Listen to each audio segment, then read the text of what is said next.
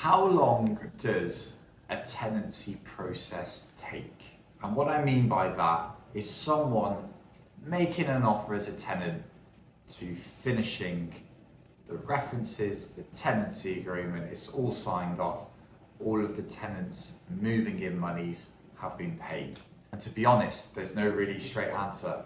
It can range from between 24 hours, I've seen it, and it is painstaking, up to 4 months in duration. We have a phrase we use in property, and it's often used wider afield in sales, which is time kills deals.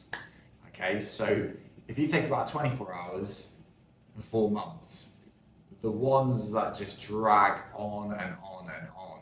I mean, 4 months, you think, what, for a rental? I mean, that's for sales, and you expect a sale of a property to certainly be home and dry within 3 months. So how does that happen? So let me explain. If you have a vacant property and a tenant needs to move ASAP, that's where the 24 hours principle can kick in. And if you're working for an estate agent where you're incentivized to close the week in a good way with your sales figures, it can just all whip into a wonderful snowball effect of just deal machine pumping stuff that happens. But ultimately, if a tenant needs to move really quickly, they come along, they see the property, it's vacant, they need to move in, and you say, oh, when do you need to move in? I need to move in now. Can sometimes be a little bit of a red flag if someone needs to move. They haven't really done their homework in advance, like the preparation, and done lots of viewings, but hey, it happens. Especially if people are moving from abroad, sometimes they didn't get an opportunity to fly in and do their viewings. It can all just happen so instantly and boom. So, tenancy's property is vacant. They want to move in ASAP. When you say ASAP, I mean, look, if the property's been professionally cleaned, it's all ready. All we need to think about doing is making sure there's a gas safety certificate. Has the electrical installation condition report been done? You would hope and expect a good agent has already prepared those things in advance. So there, what do we have left to do is the references. Now the references can be really straightforward.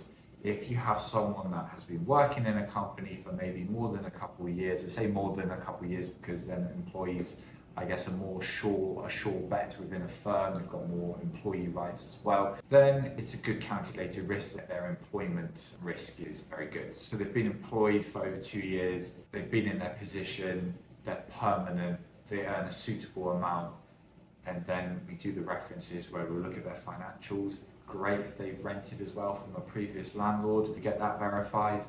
All of these things can happen in 24 hours, and it's great. It's a great feeling when it happens so quickly. Tenancy agreement as well, quickly drafted up, checked, sent out.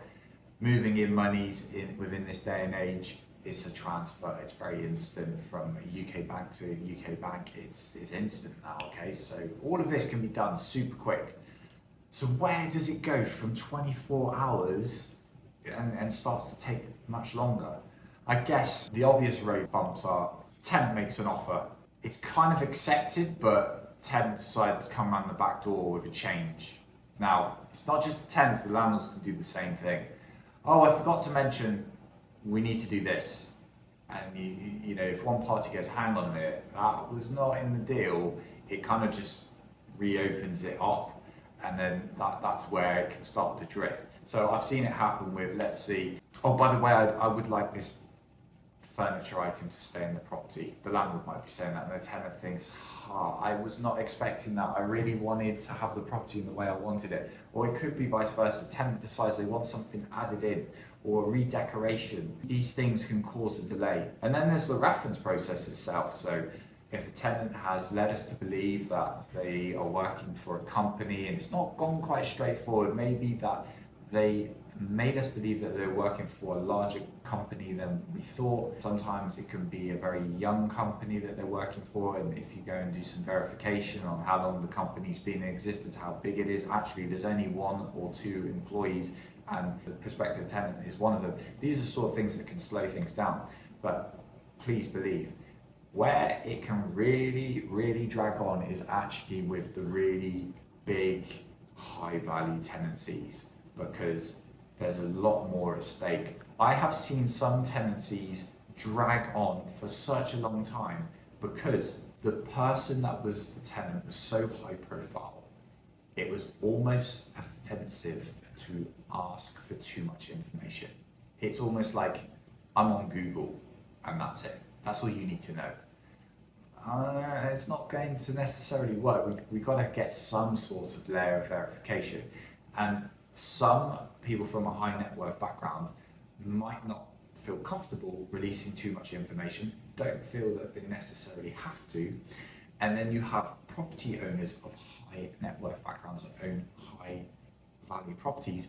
They're going to be super, super cautious, and they will be looking for extra layers of verification to know that whomever is going to reside in their property is going to be completely legitimate. And what happens there, you can have a bit of a huge ego standoff, and it's sort of really slowing things down. So how can we work around it? I guess there are ways, and if some high value net worth people do not want to release too much information, there's ways around it, which is to maybe ask them, can you pay rent in advance? Obviously, you're coming from a high net worth background, you should in theory be good for it. And then you start to really work out what's going on here.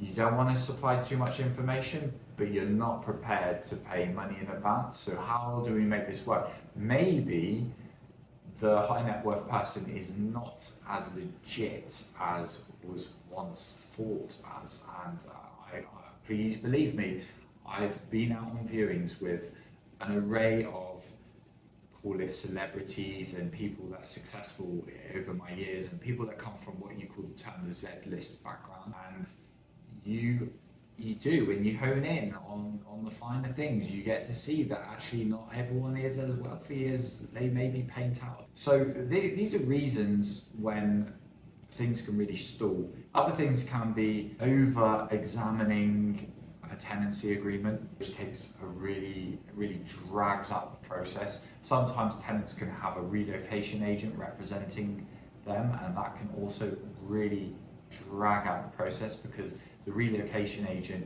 will want to cast eyes over, respectfully, on the tenant's behalf, look at the tenancy agreement, propose changes.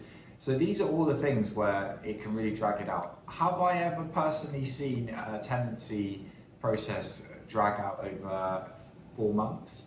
I think I've got close to it once, and it was a high value deal. It was a £10,000 per week property rental.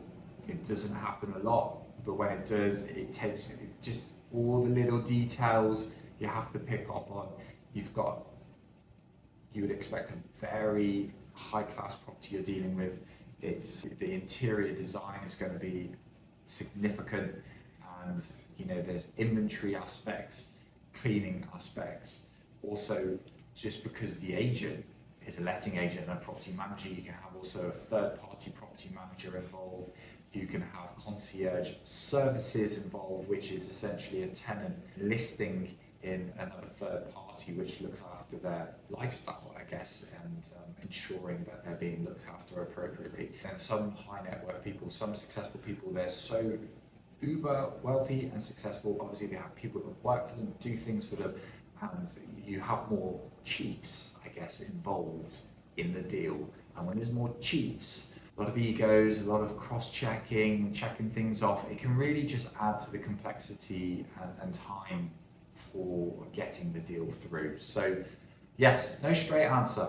I would say the average, and this is where I think in the last couple of years, the government made a change when I think they released one of the tenancy acts recently. I think it was maybe 2019, don't hold me to it, time just ticks on.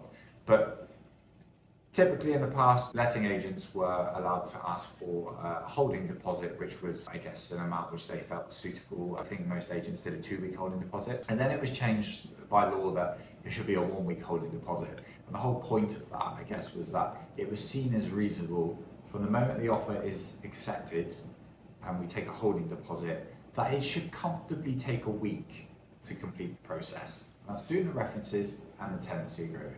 And if it's not done in that week, suspicion of a landlord dragging their heels on purpose or a tenant dragging their heels on purpose, then that week is the golden week to get the thing done. So I would say on average, it should take a week in line with that to do the tenancy process and have it all done.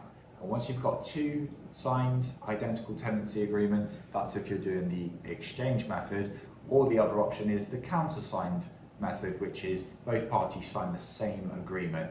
Once that's done, moving in monies have been paid over and received. Once that's all done, then it's done. And we're all home and dry. So I hope this informative video was useful. All the best.